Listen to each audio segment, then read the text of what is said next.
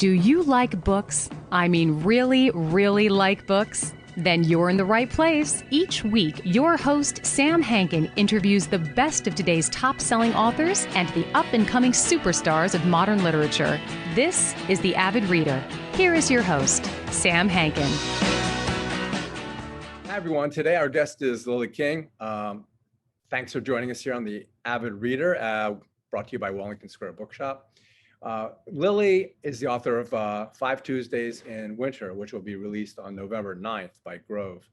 Her first novel a while ago was The Pleasing Hour, followed by The English Teacher, then Father of the Rain and Euphoria. And then we spoke to Lily last March at the beginning of when we were beginning to hunker down about writers and lovers, which is great. And everything, all her books have won tons of awards. Her writing has also appeared in Washington Post and New York Times and lots of anthologies.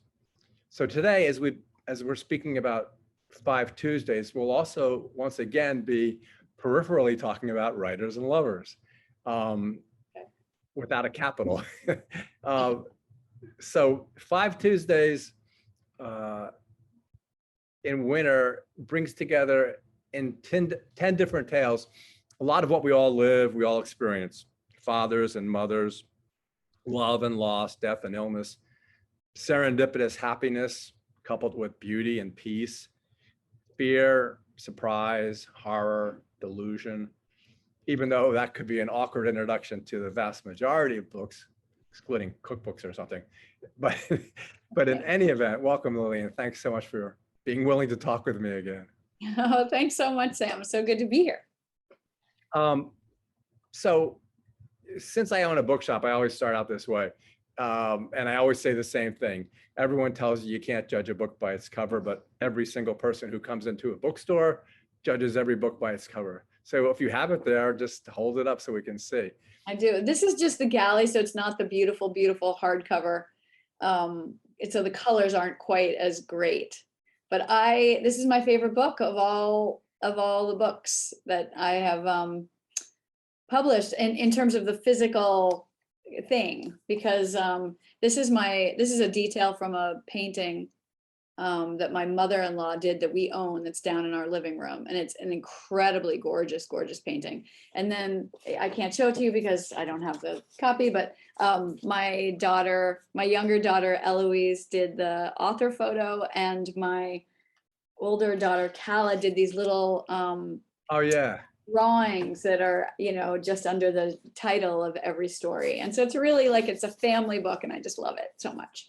Yeah, I think when people read it, it's abstract, which is different. Mm-hmm. So you have to but the colors, well, and I will really enjoy seeing the full colors. I think that'll be really cool. It's really spectacular.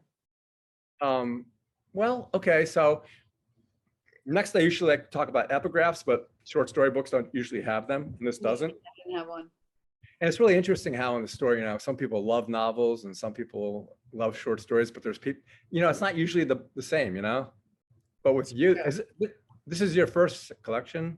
It is. I mean, like most writers, I got started with the short story in high school, actually, and wrote them straight through college and grad school. So I feel like they're sort of still a more familiar form to me than the novel. But and so they've been kind of accumulating on my computer for years and years. And I finally decided to pick my favorite 10 and put them in a book. Well, that's a good segue into the first story, which is Creature, because the protagonist there has a diary, a very emotional diary. And I thought, I wonder if Lily did that when she was younger or not. Did you? Yes. Yep. A diary. I was a big letter writer. My mother's big thing all my life was don't write anything that you don't want to see on the front page of the Boston Globe. That's what she told me all my life, way before she thought that I was going to be a writer, but I never took that advice. And it definitely got me into trouble. My journals were found, my letters were found. I had some uncomfortable moments of people finding things, and so I definitely drew on that for that story and the position that it puts her in. Was it as over the top as this one was? No, thank God the consequences were not as dire by any means, thank God. But it was fun to just kind of play out a different scenario, you know, what could have happened. Yeah, I thought a lot about you in a couple of those stories because there's two stories that deal essentially with babysitters, two very different stories. True, true, true. And so did you babysit too and drew from that a little bit? Growing up, I had a lot of babysitters, and then I became a babysitter at a very early age and continued to babysit. I think my last babysitting job, you know, apart from my own children, was when I was like 30, how old would I have been? 32 or something. And I was so broke, as always. I mean, I was just always broke. And I was living in California, and I had been living with a boyfriend in Palo Alto in a little cottage, and we broke up, and I could not afford. I was working at a used bookstore, so you can imagine my salary, and teaching kind of on the side SAT prep. And I could not afford anything. And this is, you know, this is before Palo Alto became what it is now. But Right. and so I saw an advertisement, and I took an apartment at the side of a house in Portola Valley, California, and my rent was paid for if I took care of the two kids kind of in some evenings, you know, per week. And you know, I was in my 30s by then, so I was like always babysitting. And I think I have a lot to say about babysitting. I know, it was funny because you know how her name is mispronounced by the wealthy woman. And I remember when my daughter started babysitting when she was like 13 or 14, and she babysat for this really rich family. So when it time to get paid, the woman would say, "Oh, you have to wait. I only have hundreds." And then she wouldn't pay her. Terrible. I remember getting a quarter an hour, and that was, those people were really wealthy. Like I had never gotten a quarter an hour before. I mean, that's pathetic. But yeah, it's a funny thing. Quarter an hour, that's, yeah, well, yeah, I can understand that. I mean, it got me a lot of candy bars because they would stay out for a long time, and you know, and then I would just, it was all about candy bars for a long time for me. What's your favorite candy bar? That at the time, I think a Heath bar or $100,000 bar. $100,000 bars are okay, but I hate Heath bars. Oh, what about score bars? Really, truly? Yes, because they're like, I don't like caramel or butterscotch or toffee or any of those things. Oh my God, that's like my favorite, most favorite flavors in the whole world. They suck. Three Musketeers is good because it's fluffy, not stuffy. That's what you want, is fluffiness. No, yuck. Except that I've recently discovered the Three Musketeers Midnight with dark chocolate. Unbelievable. Changes everything. Ooh, that could be a big thing for me. Yeah. That could be the most important thing that's happened to me all day.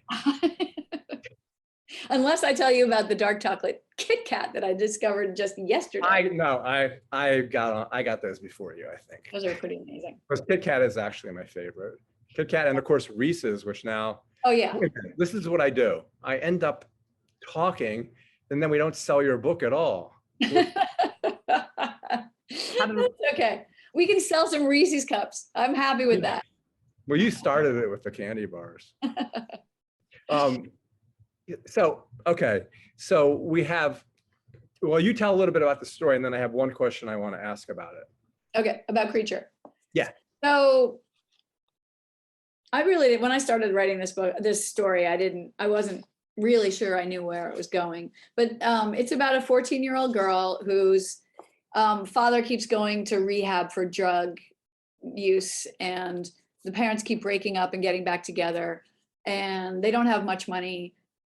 And the mother is a seamstress in town, and one of her clients is an older woman, and the older woman finds out she has a daughter and gets her to come to her basically mansion, kind of on the point. They live on a seaside town outside of Boston, for a week when her daughter is coming with her two young children. And so she shows up, and there's a butler and there's a maid and there's a cook, and it's a very, very, very fancy, totally different environment that she's used to. And she doesn't really know who is who, and she's really scrambling to put it all together.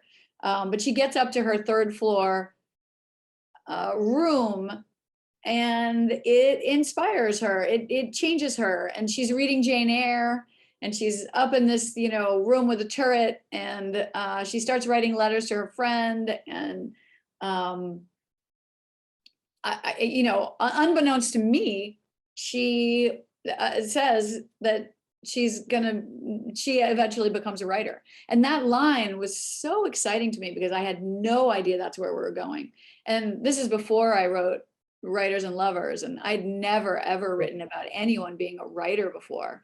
And it was very surprising and exciting, and kind of, for me, new ground.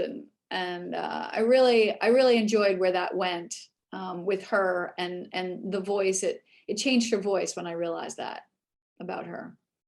Yeah, it's interesting that, in my opinion, you intersperse yourself as a writer throughout this whole book. Yeah. Always. And yeah, there are three. We kind of separated them. At first, we thought maybe we put them all together, but then they're like the three pillars of the book that kind of hold it up, are these three stories in which the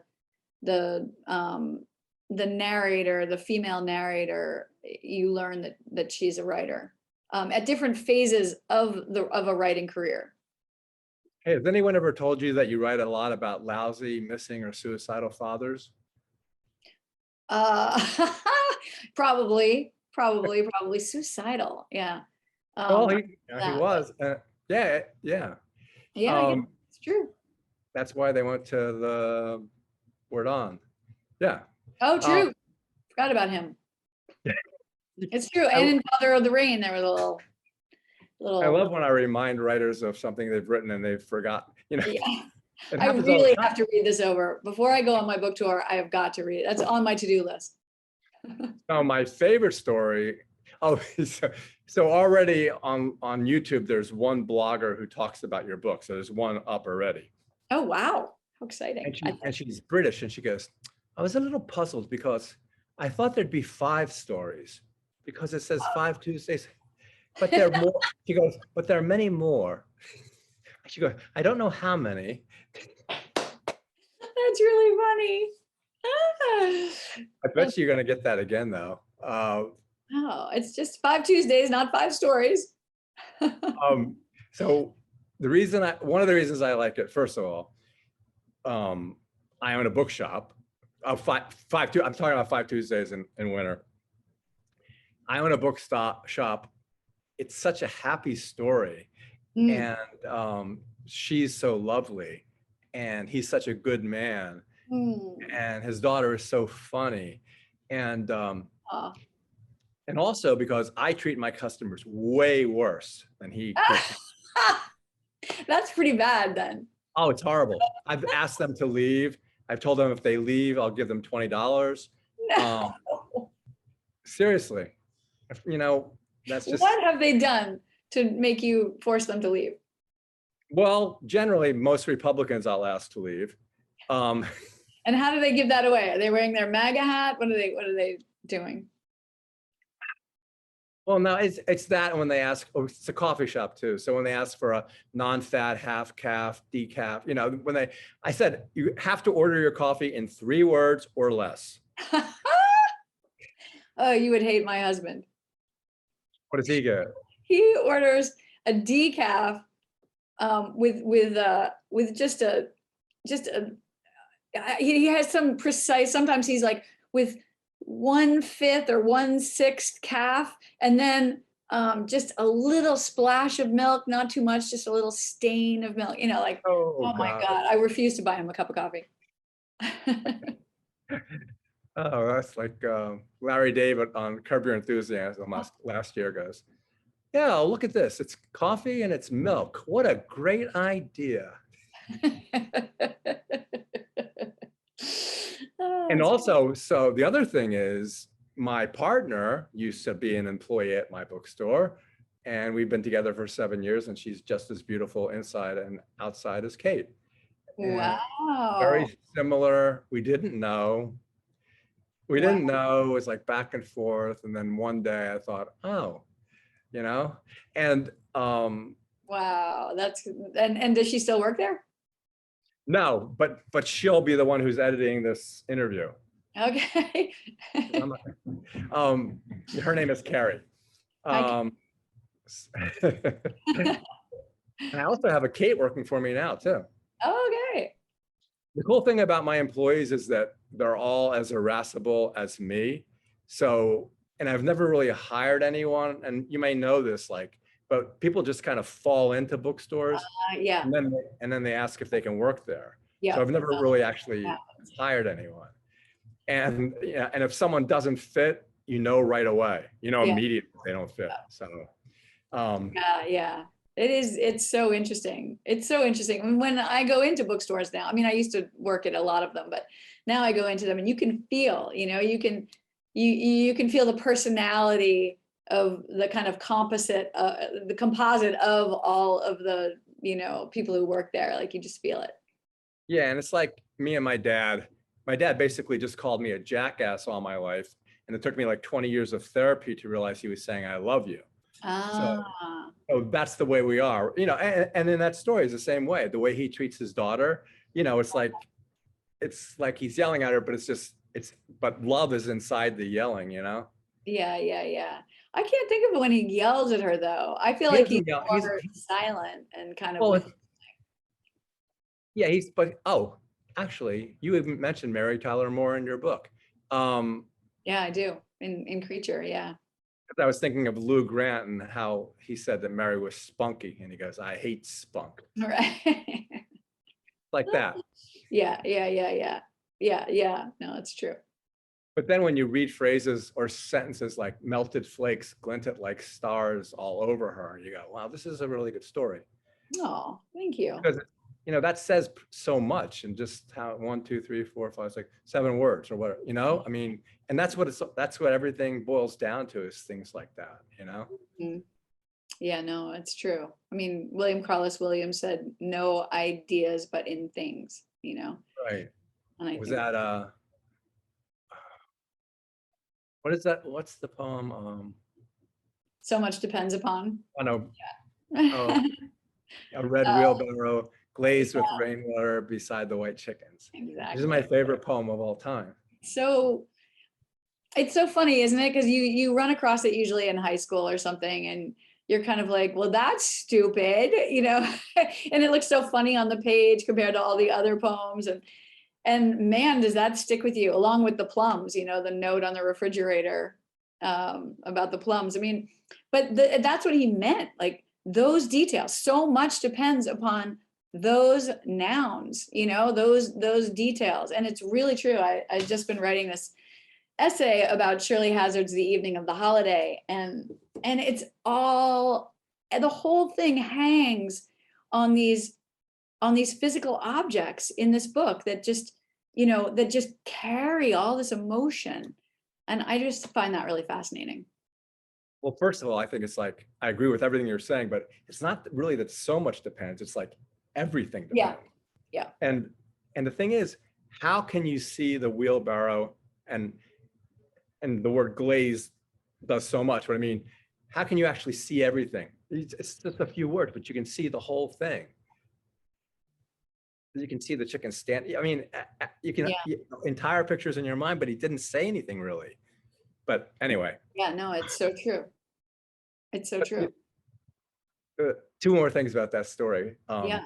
I just came back from my daughter's house, I just came back from Florida last night, and I was at her husband's office, and a guy named Stan came in who knew Katie, another Kate, and he looked at me and he goes, he didn't even say hello. He goes, "You two have exactly the same eyes." And then he left. Oh, that's so funny.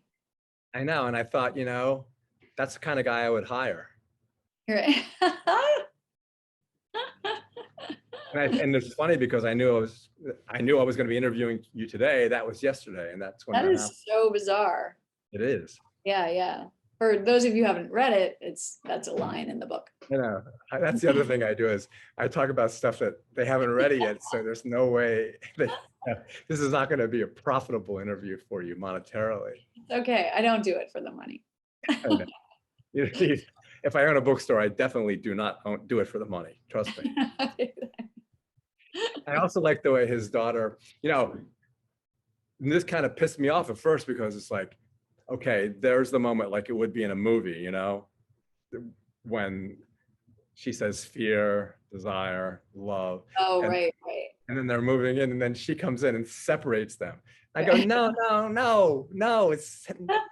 But then it's so nice the way she leads them holding both of their hands and the chocolates. And so it all, you know, it'll all work. We know it's all going to work out great. Yeah. Forever and ever. But not all your stories are like that.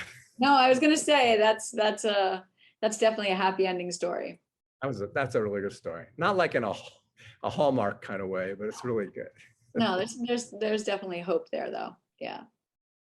And then if you move on to another one that for most of it is really happy, When in the Door Dawn. Oh yeah. Yeah. And another babysitting story. Yeah, I know. So, very, very different. The babysitters are college age boys. And talk a little bit about how they changed this little kid's life for the better. Well, it's a funny story because I came to the idea of it when I ran into this kid. I mean, you know, he wasn't a kid anymore, but I knew him when I was a kid, when we were like 15 years old or something. And I hadn't seen him in years and years and years. And this was years ago. And our kids were little and we were at a pizza place and we ran into this guy and I just talked to him for 5 minutes, like, hey, how are you doing today? And I don't know why he said this, but we were talking about something and he said, oh yeah, when I was in high school, my parents went away for the summer and they hired 2 college kids to take care of the house. And because I came with the house, they had to take care of me too. And I just thought it was such an interesting way of putting that and kind of revealing the neglect very, very quickly. And that really stuck with me for several years. And then finally one day I just started writing it. I don't know why. And then I don't know anything about his father, his mother, his childhood, anything, or the college boys. I just made it all up. But it was just that, and I came with the house that really grabbed me. And so it's about somebody who's really been he's like a martini baby, you know, he came along much later, not anticipated and not really wanted. So his parents are much older and his older brothers and sisters have long moved out of the house and he's 14 and these 2 college kids arrive and they give him kind of the care and the nurturing that he has needed, you know? Yeah, and it's nice. I wish when I was that age, especially with regard to girls, I wish I had someone who had my back to allow me to understand how to speak to someone that I was attracted to and make it so easy. And then in your story, someone that you're still attracted to decades after. Spoiler alert. Oh, sorry. I could take that's. I was going to even say something else, but I can. What can I say? Basically, the moment you're introduced to happiness or something. Yeah. Like that. Yeah. Oh, okay. Without spoiling. So something about the relationship between Grant and Ed also foreshadows a different type of relationship later on too. Yeah. Which is not good. So the next one is North Sea and Hannah and Oda. Is that how you pronounce it? Oda. Yeah, Oda. I don't know. I'll have to Google that. That's the problem when I research for these things. I start going down the rabbit hole for everything, and hours later I come up. I know. Talk a little bit about that one because I can't. If I say anything to spoil that, you'll kill me. Well, that one is about a mother and a daughter, and they are German, and they're going to the North Sea for a vacation. And the husband slash father has recently died, and so they're both really grieving. And they go to the sea, and they have, a pretty tough time because they can't. They're both grieving the same person, but they can't grieve together, and they can't seem to give each other the comfort that they need. And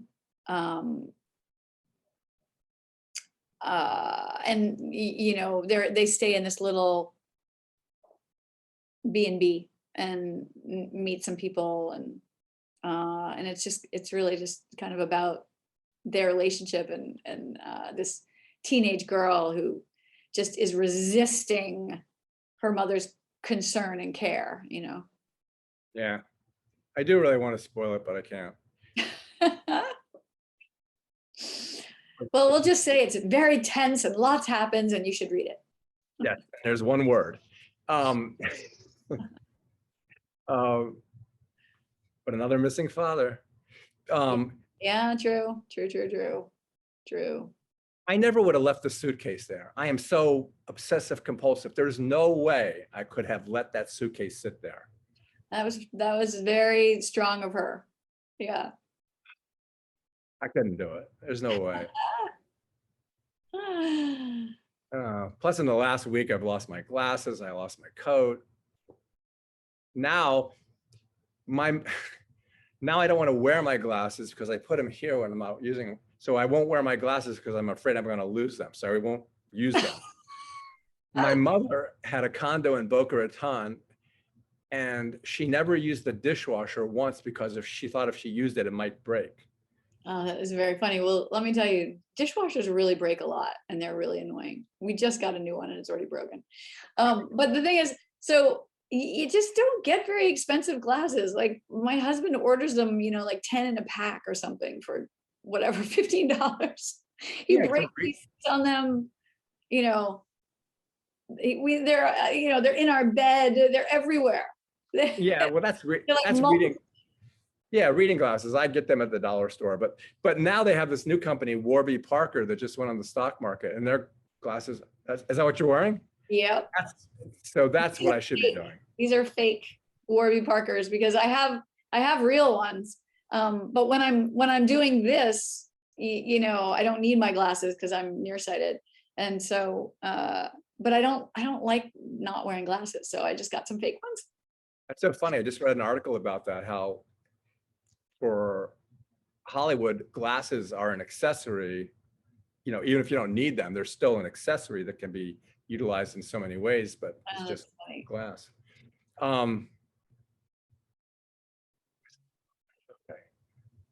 Okay. Timeline. So this is my favorite in specifically one sense, one word, two words, Ethan Frome, because I hated that book so much. I think many people hated that book. Why? Did you like it or did you hate it, and why? I read it probably when I was 30 or 31. I actually read it in Portola Valley in that little apartment at the side of the house. And I needed a comforter. And so our comforter cover, like a duvet cover. And so I bought 2 sheets with a pretty pattern and I sewed them together. And while I sewed them by hand, like, a double bed kind of comforter, I listened to, a book on tape that I'd gotten out of the library of Ethan Frome, and I loved it. But I love everything that I listen to and I'm doing something with my hands. That is like a huge pleasure of mine. So Ethan Frome, I did love, and I never had to read it in high school, but I know a lot of people did. And it just, of a certain era, it's kind of what you read and hated. And also just so depressing. It gives such a grim view of marriage, of winter, of sledding, of sacrifice, and why you give high school kids this, gave, and no one reads it anymore, but this incredibly gloomy glimpse into the future. I don't know, but yeah, the thing about it is, I like Edith Wharton, and I the writing is excellent. The idea at the end, though, like to get on that sled and aim for and then you don't die, but everything gets screwed up, and you could have just gotten up and walked. You know, you could have just left and leave her there. I mean, because exactly. Yeah, but then I kept, the reason I don't like it is because I realized when people have fears, if they can't overcome them, you can't make them overcome them. It's like people who are depressed, and then you say to them, why can't you just be happy? Yeah, well, yeah. What kind of thing is that to say? Yeah, no, it's true. And you make, you know, and in this case, you just make just terrible warp decisions. Yeah, and Ethan loved her as much as your bookshop owner loved Kate. And they could have just walked away and had a wonderful, wonderful life. But yeah, I guess given the time and, you know. Yeah. Yeah, so it really was a good book. It's just that, I hate it. Yeah, and also because of the Ethan Frome thing, it's the story is almost like an old slapstick comedy, you know, movie in a way. Especially when they're running. It's kind of there are just a lot of absurd elements in that story. Yeah. Especially when they're running around the kitchen table. Yeah. All right, so you tell a little bit about the story. I always do this. Damn. Well, it's about a young woman. It's the middle writer story where the character is a little bit older, out of college and kind of at loose ends, and is moving in sort of temporarily with her brother and his girlfriend in Vermont. And the one thing the brother says is just don't talk about Ethan Frome. And he means in front of his girlfriend, because his girlfriend is a little threatened by the education that they've had, and that their kind of feelings about literature and their connection through literature, and it intimidates her. And for this girlfriend, obviously she was assigned Ethan Frome as a high school kid, and for her, Ethan Frome like represents kind of the literary canon that she feels shut out of, and that she's not interested in, and that is threatening to her for whatever reason, and a different side of him that she can't relate to and doesn't want other people to relate to. And so of course, you know, that's a very tempting thing when you're not I mean, it would never occur to this narrator to talk about Ethan Frome. She hasn't even read Ethan Frome, but now, of course, all she wants to do is talk about Ethan Frome. It's like that, whoever said, Pirandello or someone, that if you see a gun in Act 1, you know it has to go off. Yeah. So I knew she was going to do it. I knew she had to do it, and that could be made into a really nice little movie. It's so cinematic, right? Especially that last scene. And then and then her brother, you know, at first I wasn't thinking he would be that cool, and then it was like back and forth, and then at the end when he's trying to save the girl's kids and all, and they're running down the street after it is very cinematic. Yeah. I mean, it's really a story about, you know, how she feels like she knows her brother, and she likes certain things about him, which is kind of his wit and his edginess and his intelligence, and she's really confused because his girlfriend thinks that he's really sweet and kind, and she's just like, what? You know, that hasn't been my experience. And then living with them, you know, she sees this whole other side, this whole other part of her brother's humanity that being in their family hasn't really allowed her to see. And so, yeah, that's what that's about. Yeah, and you got lots of interesting, let's call them love interests in that story too. Yeah. That was fun. That was a little bit of a precursor to Writers and Lovers, you know? Yeah. You know, she's got a waitressing job, and you know, she's a writer. Yeah, you had a lot of guys in that story. And William was you get these, I don't know where you find someone like William. I had so much fun with William though. Oh my God, loved him. I bet. I can just see you thinking, especially when she goes to the wedding. It's just, Yeah, why would he? And Jeb too. I know. Jeb is great. Yeah. Jeb is Yeah. great. Yeah. And it's funny because the writer says about, sometimes you can just put these words together and all of a sudden you have a 3-minute story. And I was thinking, I wonder if were you talking about yourself?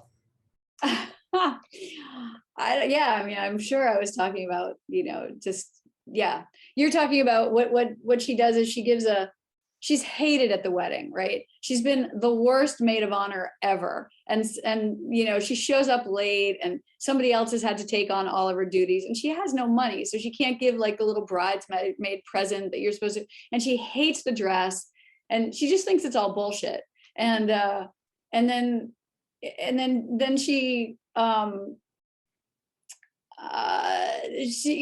they hate her and she knows it and they have like nicknames for her and everything. And then they go to the reception and she has to give a toast. And so she just tells the story about like her friend's dog dying or something.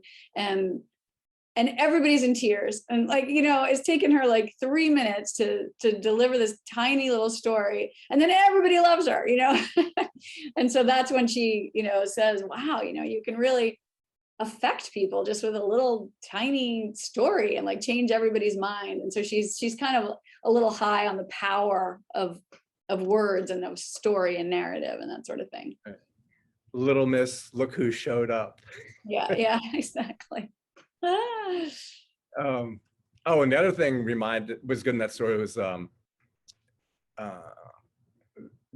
brother and sister talking about the little guy with his name is Wooly Willy, the toy. Yeah. I remember looking that up. Yeah, my brother and I used to play it all the time. Oh, that one and Operation. Remember Operation? Yes, that was a little too scary for me. I didn't like the buzzer. I thought I was going to get electrocuted every time the buzzer went off. You wouldn't be able to do that now. Make that toy. No, it's true. It was a little twisted for little kids. Yeah, it's like Dan Aykroyd in Saturday Night Live when I forgot what salesman was selling bags of crushed glass to kids. Oh, that's so funny. Well, do you remember? I've been thinking about this lately. Did you ever have a rabbit's foot? Yes. I mean, rabbit's feet were good luck, right? You could buy them anywhere. Oh, yeah. I had a rabbit's foot. I used to like it. Was so soft. The fur was so soft, and the bone you could feel it right through. And I used to rub it against my cheek. What the fuck? That was a fucking rabbit's foot. It was like rabbit's foot. My favorite New Yorker cartoon, and it's a card, and I sell it. I literally hand sell it to anyone who's looking for any card for any occasion.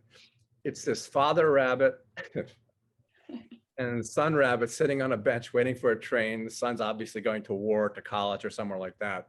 And the father reaches into his pocket and he takes out this rabbit's foot and he gives it to the son. He goes, "Here, your mother wanted you to have this. It's her lucky foot."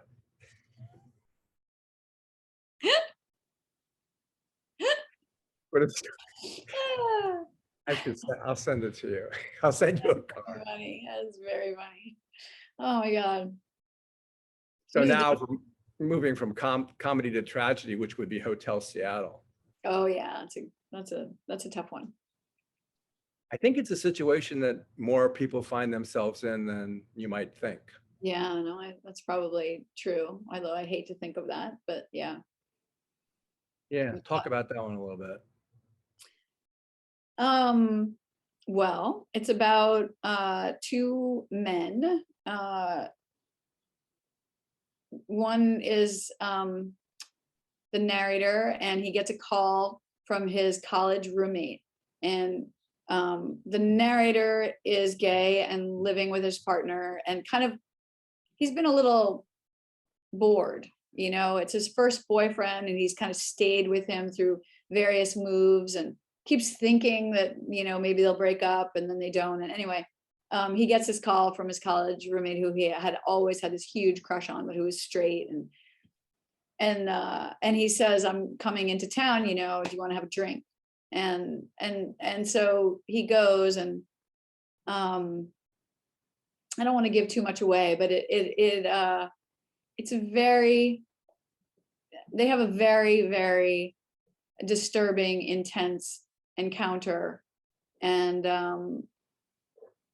you know, what I find, I think, for me, most powerful about that story is the end and what happens with our narrator's relationship, you know.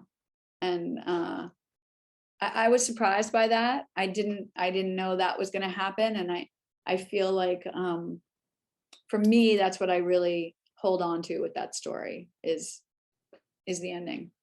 You mean where he says that Stevie had the wisdom of an old man? Yeah, with Steve. Yeah, that's not giving anything away. No, that was he didn't say wisdom. No, he said of God. Hold on. Oh no, you're right. He said he was older, but he said he was older. Yeah, he was older, but yeah, there's that line. He was older than me and wise as God. Yeah. Anyway. Yeah, but that was the reason why that's important in talking to you as a writer is because you do that. You think something's going somewhere, which it kind of is, but then something comes sideways. Yeah, I really love that in when I read. I love that so much. And so when it happens, when you're writing, you're so happy. I don't, it's nothing you aim for. It just happens. And well, with some writers, you're not with Franz Kafka, but I don't think he was that happy when he wrote Metamorphosis. I bet he was. He was like to have that idea. He was like, this is the perfect metaphor. He wrote it in one night. He must have been miserable the entire time. But I don't know. I bet he was psyched. God, I'd be psyched if I were writing that story. If it wasn't for Max Brod, we wouldn't even have had it because he broke a dying man's promise. Oh, I didn't know that. Yeah, Franz Kafka made Max Brod promise to burn every single thing he had ever written. Oh. And instead, otherwise we wouldn't have The Trial or America or The Castle or Metamorphosis. So the moral compass question is, do you keep the promise or do you give the world Kafka? Yeah, no, you don't keep the promise. Right. I think so. But anyway, so now you're Kafkaesque, but you're not Kafkaesque. No.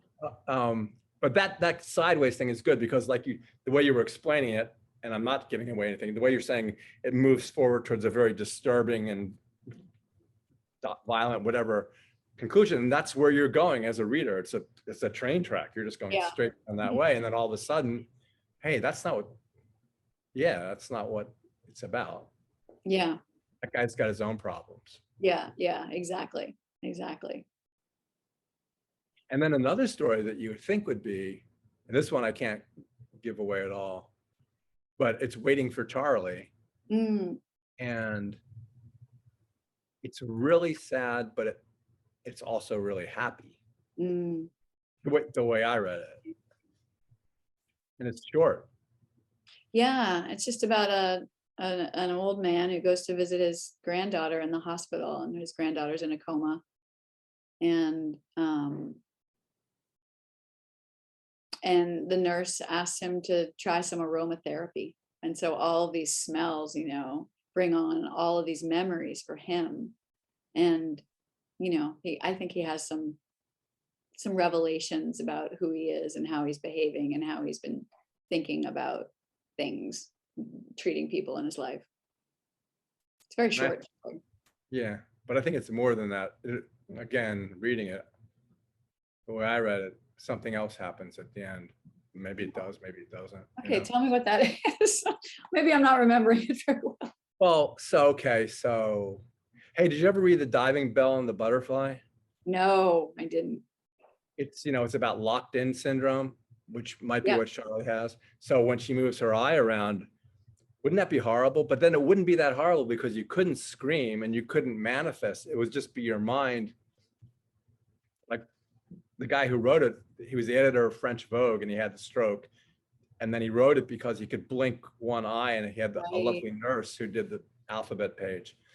and then he died 2 days after it was published. Oh, wow.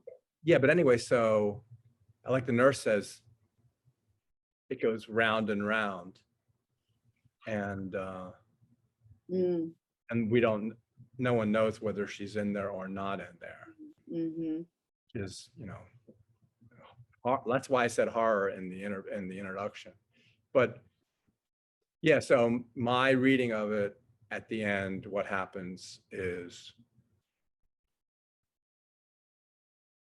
it's not that he just gets sleepy. Right. Yeah, it's definitely ambiguous. Yeah, it's definitely ambiguous. Yeah. Exactly. And then do you mind when someone just goes through every single story of your book? I love it. I mean, honestly, I haven't even talked about this book yet. It doesn't come out till next week, and so it's very exciting. Well, look, I'm like giving you, You're helping. You're helping get ready for my book tour. Yeah, now you can do a book tour. Yeah. Are you? I am. I'm actually doing an in-person book tour. It's crazy. That'd be great. So the next one, so mansard. Do you like mansard roofs particularly? I do, weirdly. I do. The reason I wrote that is that I was kind of assigned it. I was asked by the painter Lyndon Frederick to write a short story about a painting, and he sent me the painting, or sent me an image of the painting, and it was a mansard roof at twilight, a building with a mansard roof at twilight, and I had to come up with a story, and this weirdly is what came out. I mean, the house doesn't even, the house doesn't necessarily exist, you know, so we don't actually really see it. I don't really know how the story came out, except that you know, I had been wanting for a long time to write about that time in my mother's life when she played a lot of bridge, and so this was an opportunity. Oh, what about the other card game, Pitch? Do you play Pitch? Did you know? I do. I play Pitch and I play Oh Hell. Yeah, I played Pitch with my brother a lot. Yeah, it's a great game. Yeah, we played that. Oh Hell. Yeah. So my mother always called it Oh Shit. Oh, I like that better. We should call that Oh Shit. It's such a great game. I'm obsessed with Oh Hell, and also a game called Nerds, which nobody's heard of, but it's amazing. The thing I don't like about mansard roofs is like they're not really roofs. It's just like the side. You know, it's like it's irritates me because it's saying it's something that it's really not, kind of. You know, most of it's not really the roof. Yeah, no, it's true. I mean, yeah, it has a funny shape. I mean, you're being very strict about like what a roof is. You know, does it have to have a certain straight angle down? Well, like a gable roof, all of it keeps the rain off. Yeah. But in a mansard roof, some of it's just like kind of like. I know, kind of like.